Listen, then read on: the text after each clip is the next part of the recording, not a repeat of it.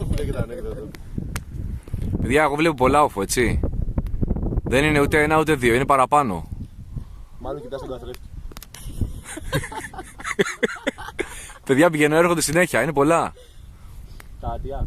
Ναι, είναι 2, 3, Να τα δω. 1, 2, 3, 4, παιδιά. Σχολεδεύαμε. Αχ.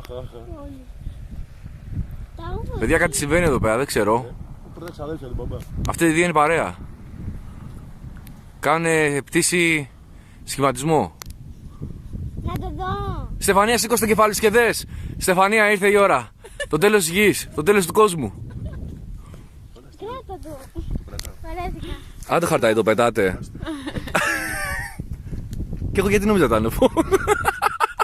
Σηκώνεται, στράτο, σηκώνεται. Τον αετό κοίτα, μην κοιτάς το χέρι. Τι